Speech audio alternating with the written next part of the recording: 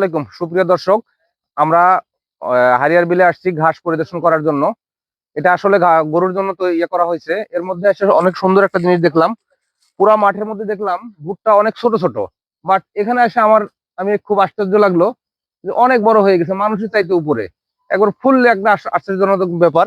ও এর মধ্যে আবার যে আমার রফিকুল চাচা চলে আসছে। কিরবা চাচা, এটা আপনার নাকি? হ্যাঁ হ্যাঁ, এটা আমার। কিরবা সবার জমি দেখলাম অনেক ছোট ছোট এই ভুট্টা গাছ, আর তোমারটা দেখলাম যে অলরেডি এই যে ফল চলে আসছে দেখতেছি। হ্যাঁ ফল আসছে সবগুলাতেই। হ্যাঁ, আবার গাছও দেখি অনেক বড় হয়ে গেছে। কি কি কি কি ম্যাজিক দিছো এটার মধ্যে? আমি ধান কাটার প্রথম অবস্থায় ধান কাটার সাথে সাথে আমি ভুট্টাটা লাগাইছি। এই জন্য আমার ভুট্টাটা একটু আগুর হয়েছে আর কি। ও, তো পাশে আরো অনেক তো জমি আছে, এরা কি এই সুযোগটা নিতে পারে নাই? না, তারা নেয় নাই। আমি ও, এই আঁচটের মধ্যেই পানি দিয়ে লাগিয়ে ফেলছি। বুঝতে পারছি। এটা আসলে জাত কি? এটা জাত হচ্ছে আপনার ওই, লালতির? না এটা লাল তীর না, রাজলক্ষ্মী। রাজলক্ষ্মী না? হ্যাঁ ইয়ে তো মনে হচ্ছে ভালো, গ্রোথ ভালো আছে। তারপরে প্রত্যেকটাতে দেখলাম যে দুইটা করে বের হচ্ছে। হ্যাঁ, দুইটা করে বের হচ্ছে। ওই যে ওইটা তো তাই। অনেকগুলোতে দেখলাম হয় যে এগুলোতে দুইটা করে বের হচ্ছে। এই যে আমি এটা তো তো তাই, এটা তো এর আগে আসছে কখনো তাই। দুইটা দেখি না, এটা একটা এগুলো একটা তো দেখতাম। আসছে তাই। আগে তো দেখতাম আসলে ভুট্টা একটা একটা বের হয়। এখন তো দেখতেছি এগুলোতে দুইটা করে বের হচ্ছে। এত এই যে ছোট্ট গাছ, দুর্বল গাছ, তারপরেও একটা অনেক সুন্দর বের হয়েছে। এই গাছটা খুব বেশি বড় নয়, এটা তো দুইটা বের হয়েছে। এর পাশের এটা তো দেখি দুইটা বের হয়েছে। হয়তো বেশি আগুরের জন্য নাকি। না, এমনি গাছের গ্রোথ ভালো আছে। তারপরে ভুট্টার জাতটা আমি এটাই নতুন দেখলাম এবারই, কিন্তু হ্যাঁ, এটা নতুনই। মনে হচ্ছে অনেক ভালো।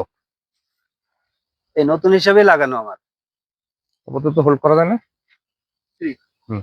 আচ্ছা আঙ্কেল, এই ইয়েটাতে কি কি সার ব্যবহার করছেন?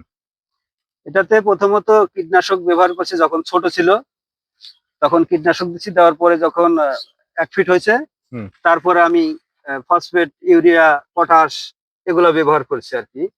তারপরে সেচ দিছি। সেচ দেওয়ার পরে আবার ড্যাপ, পটাশ, ইউরিয়া এগুলো ব্যবহার করছি। কতদিন পরে? 15-20 দিন পর থেকে। প্রথম ডোজের 15 দিন পর থেকে আবার দিচ্ছি। আচ্ছা, এটাতে কি জৈব সার ব্যবহার করেন নাই? না, এটাতে কোনো জৈব সার ব্যবহার করা নেই। জৈব সার ব্যবহার করলে কি কোনো কাজে আসে না? হ্যাঁ আসে, কিন্তু আমি সময়টা পাইনি আর কি। ও, আচ্ছা আচ্ছা, ঠিক আছে। আর এটা হচ্ছে এখন আপনার আর কতদিন লাগবে? এর কতদিন বয়স হয়েছে, কতদিন? মোটামুটি 2.5 মাস পার হয়ে গেছে আর কি, 3 মাস প্রায়। মানে 60-75 দিন অলরেডি হয়ে গেছে। হ্যাঁ হ্যাঁ, আচ্ছা, কতদিনে আপনার এই হারভেস্ট করা যাবে? মোটামুটি 4 মাস লাগবে আর কি। 4 মাস? হ্যাঁ, হ্যাঁ। হ্যাঁ, শুরু শুরু থেকে থেকে শুরু থেকে 4 লাগানো মাস রোপণ লাগবে। করা থেকে 4 মাস লাগবে এটা হ্যাঁ হ্যাঁ, ফসল কাটতে, তাই তো? জি। আচ্ছা, ঠিক আছে। আচ্ছা, এটা তো এবার এই আবাদটা এবারে আপনি এবারে প্রথম করছেন, তাই না? হ্যাঁ, এবারই প্রথম। এই যাত্রা সম্পর্কে আমি অবশ্য ছিল না। আমি যে লাল তীর বা অন্যান্য যে যাত্রা দেখছি, ওটার দেখছি, এটা এখনো হয়তো পরিপক্ক হয় নাই। না, এজন্য এটা ফাটায়ও দেখা যাচ্ছে না যে এর ভিতরে আসলে কি ধরনের গাত্তিটা আছে, মানে কেমন ধরনের বীজ হয়েছে আর কি। 15 দিন পরই দেখা যাবে। আর হয়, আর 10-15 দিন পরে গেলে মোচাটা আরো বড় হবে। হ্যাঁ হ্যাঁ তখন বোঝা যাবে যে আসলে এর কেমন, ফলনটা কেমন হ্যাঁ। হয়। তবে গাছের গাছের গঠন এবং প্রত্যেকটা গাছে যে ফল আসছে, মোটামুটি মনে হচ্ছে যে অনেক ভালো ফলন আসবে।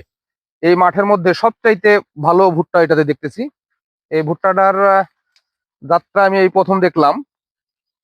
হয়তোবা যখন পরিপক্ক হয়ে যাবে তারপরে বোঝা যাবে আসলে হ্যাঁ, যে আরো সুন্দর হবে হ্যাঁ, তখন। এটার কেমন হয়। এটা আরো কাইনগুলো আরো বড় হবে বা মোটা হবে, তখন দেখতে আরো সুন্দর লাগবে। সুপ্রিয় দর্শক, আচ্ছা, এটা এখন আমাদের অপেক্ষা করার পালা। দেখি এটার আসলে যখন পরিপক্ক সময় আসবে তখনই বোঝা যাবে আসলে ফলনটা কেমন হয়। ধন্যবাদ, সবাই ভালো থাকবেন।